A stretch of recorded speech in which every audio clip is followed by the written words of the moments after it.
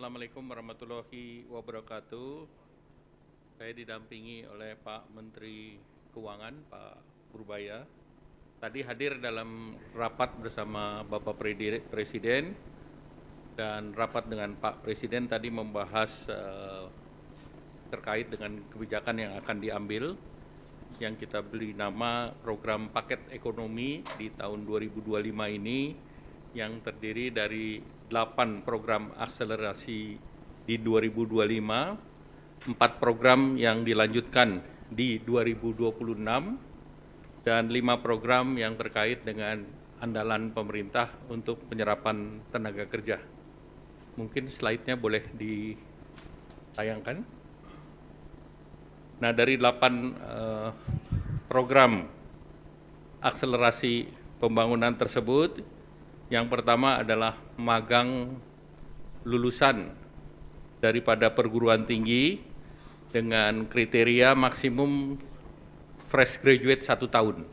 Apakah itu S1, D3, dan yang lain, itu di link and match-kan dengan dikerjasamakan dengan sektor industri, di mana penerima manfaat tahap pertama 20.000 orang, dan selama proses bekerja diberikan uang saku sebesar upah minimum UMP, dan ini untuk 6 bulan dan anggarannya sudah disediakan sebesar 198 miliar.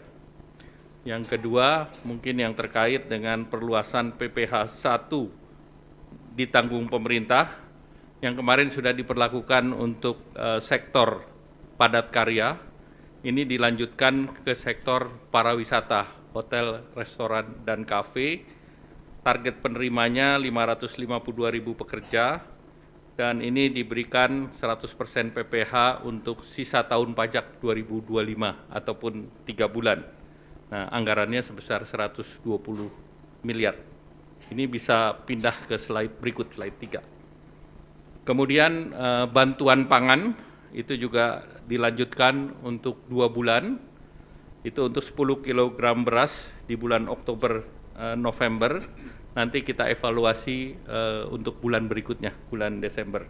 Nah, itu diperlukan dana sebesar 7 triliun.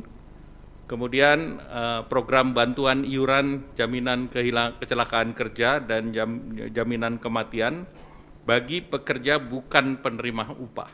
Jadi ini bagi pekerja bukan penerima upah itu adalah pengemudi transportasi online atau ojol, ojek panggalan, supir, kurir, dan logistik. Target penerimanya adalah 731.361 orang. Diberikan diskon 50% untuk JKK dan JKM. Jadi JKK dan JKM itu tentunya kita berharap bahwa ini bisa diterima oleh ojol, dan dana yang diperlukan adalah 36 miliar dan disiapkan oleh BPJS. Nah, ini JKK itu santunan kematian 48 kali upah, santunan cacat 56 kali upah, beasiswa 174 juta untuk 2 orang anak, dan jaminan kematian itu totalnya bisa menerima 42 juta. Kemudian manfaat layanan tambahan dari perumahan BPJS Tenaga Kerja. Kita tahu BPJS Tenaga Kerja punya program terkait dengan perumahan.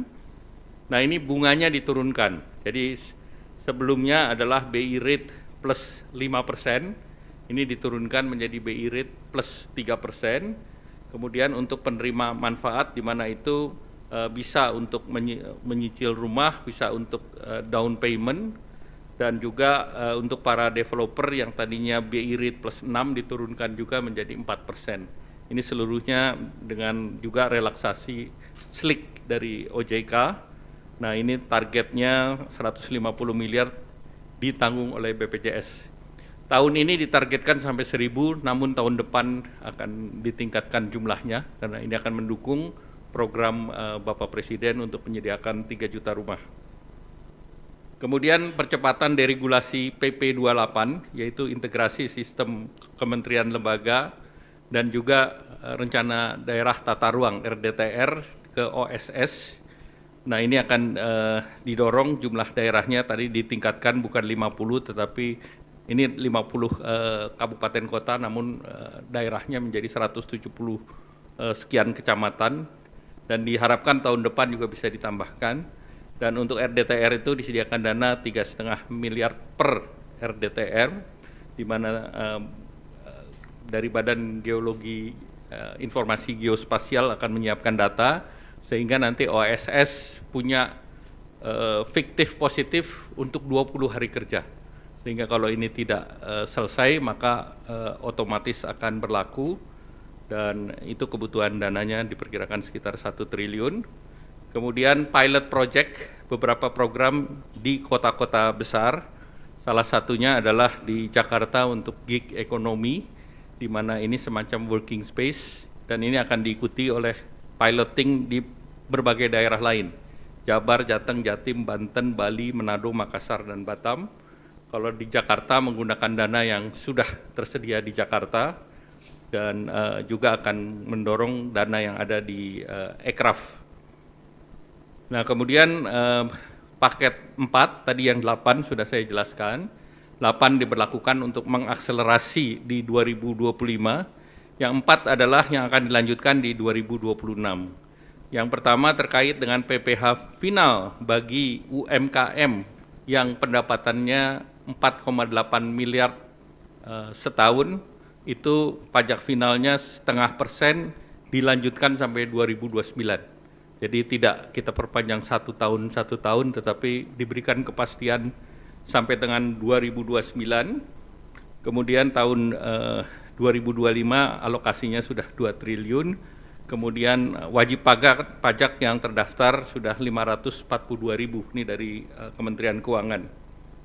Kemudian kita memerlukan revisi PP.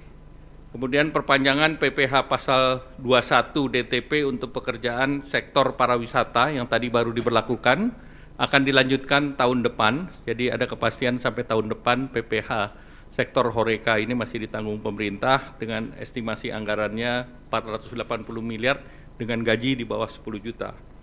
Kemudian untuk pekerja industri padat karya, yaitu alas kaki, tekstil, pakaian jadi, furniture, kulit, dan barang kulit, ini juga dilanjutkan, yang 10 juta itu ditanggung pemerintah. Ini targetnya adalah 1,7 juta pekerja, dan alokasi tahun ini sudah disediakan 800 miliar. Jadi ini pun akan dilanjutkan tahun depan. Kemudian diskon iuran jaminan kecelakaan kerja dan jaminan kematian bukan untuk pekerja upah, ini diperluas bukan hanya untuk ojol dan juga pangkalan dan yang lain, tetapi juga pekerja bukan penerima upah lainnya seperti segmen petani, pedagang, nelayan, buruh bangunan, pekerja rumah tangga, targetnya sebesar 9,9 juta dan perkiraan anggarannya 753 miliar. Nah, kemudian juga tadi dibahas langsung dengan Bapak Presiden, paket penyerapan tenaga kerja dari program unggulan Bapak Presiden. Yang pertama tentu Koperasi Desa Merah Putih, itu ada 80.000 karyawan baru, diperkirakan bisa menyerap 681.000 dan targetnya sampai 1 juta orang di bulan Desember. Kemudian Kampung Nelayan Merah Putih, tahun ini targetnya 100 desa, diharapkan bisa menyerap 8.645 tenaga kerja, jangka panjang 4.000 titik bisa menciptakan 200.000 lapangan kerja. Kemudian revitalisasi tambak di Pantura, aksesnya 20.000 hektar dan menyerap 168.000 tenaga kerja. Kemudian program modernisasi kapal, ini ada 1.000 kapal nelayan, ini diperkirakan bisa menciptakan 200.000 lapangan kerja baru, dan juga ada kapal 30 GT, 150 GT, dan unitnya untuk KN Koperasi Merah Putih 30 GT 1.000 unit, 150 GT 200 unit, 200 GT 200 unit, 300 GT 170 unit, 600 GT 10 unit, 2.000 GT 2 unit untuk pelaku usaha existing BUMN atau Jaladri. Kemudian program perkebunan rakyat itu penanaman kembali 870.000 hektar oleh KL, Kementerian Pertanian. diharapkan bisa membuka lapangan kerja lebih dari 1,6 juta dengan komoditas prioritas antara lain tebu, kakao, kelapa, kopi, mete, dan pala. Selanjutnya juga terkait paket penyerapan likuiditas, nanti Pak mungkin akan ditambah oleh Pak Menteri Keuangan. Lanjut, Menteri Keuangan juga mengusulkan ada tim akselerasi program prioritas yang nanti akan dipimpin oleh Menko Perekonomian dan Menko Pangan dengan Wakil Menteri Keuangan, Menteri Investasi, Kepala BKPM, dan Menteri PPN Bappenas, beranggotakan seluruh menteri yang terkait dengan program. Nah, tim ini diharapkan nanti akan dijelaskan tugas dan kerjanya oleh Pak Menteri Keuangan. Selanjutnya kami persilakan Pak Menteri. Terima kasih Pak Menko, saya hanya mungkin menambahkan sedikit saja untuk tim percepatan program pembangunan ekonomi tadi, itu pada dasarnya kita akan monitor seluruh program-program utama pemerintah atau Pak Prabowo.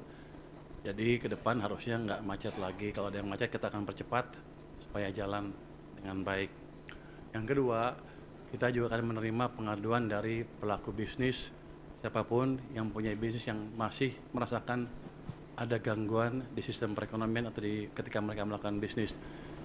Kita akan terima laporan mereka, kita akan sidangkan di tim ini setiap 1 minggu sekali. Jadi ini seperti Pokja 4 di zaman sebelumnya. Jadi saya harapkan dengan adanya tim ini, seluruh hambatan di sektor swasta bisa kita hilangkan dengan signifikan sehingga mesin pertumbuhan swasta juga bisa tumbuh dengan baik seiring dengan mesin pertumbuhan punya pemerintah. Mungkin demikian dari saya, Pak. Menteri Keuangan, ada pertanyaan? Cukup jelas? Silakan. Ya.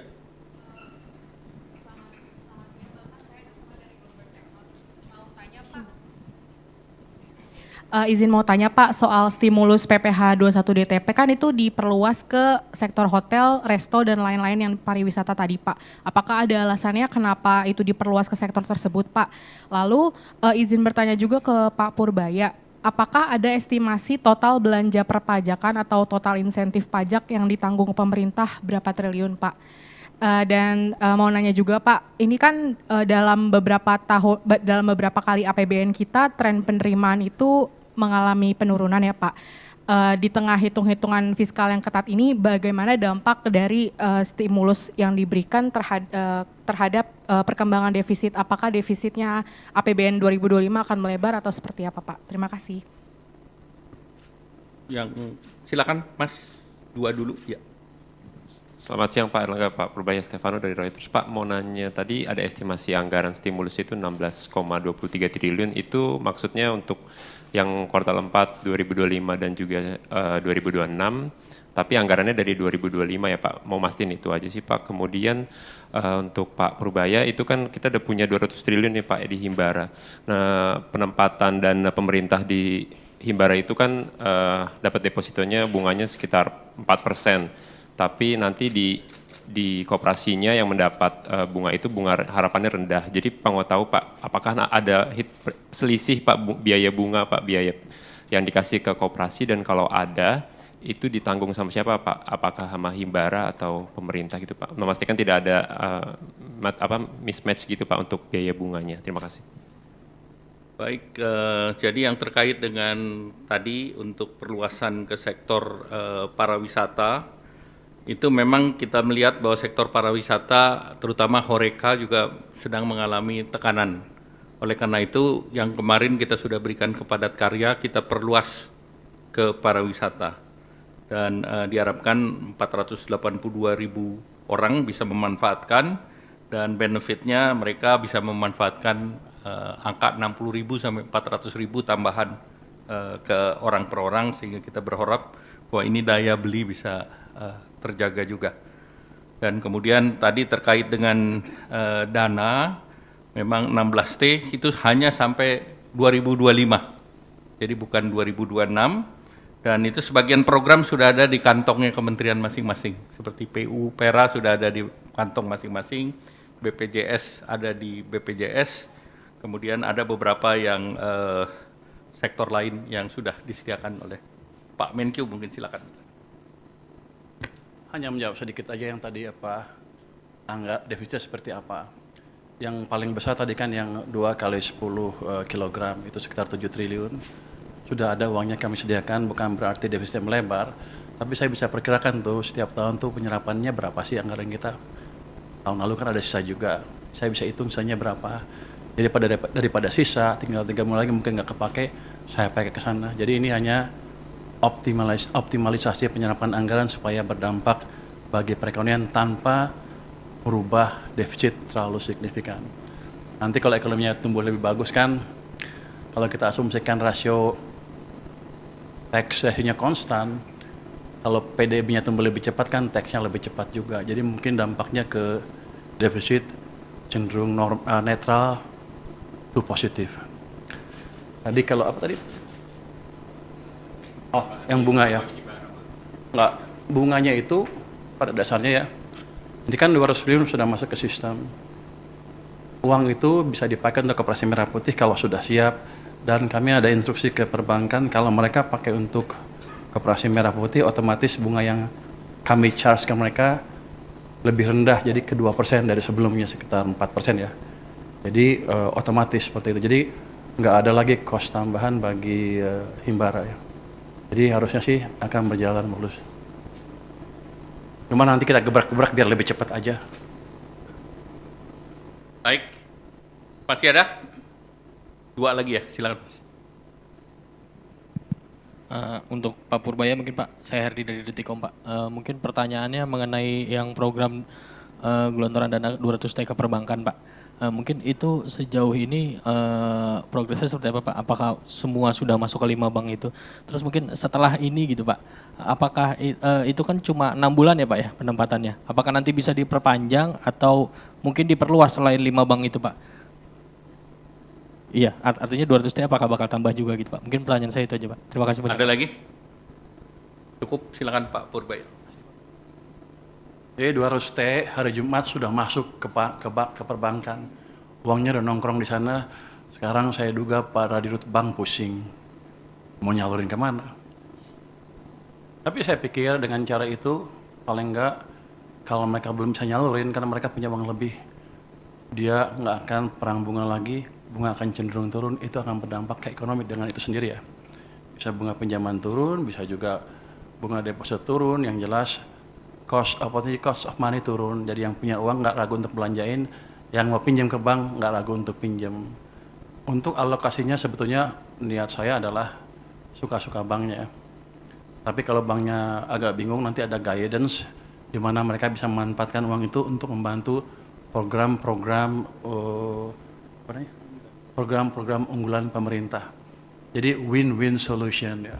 Jadi kalau mereka bisa pakai saluran ya salurin, kalau nggak bisa ya ke situ. Jadi mudah-mudahan, hampir pasti ekonomi akan berjalan lebih cepat.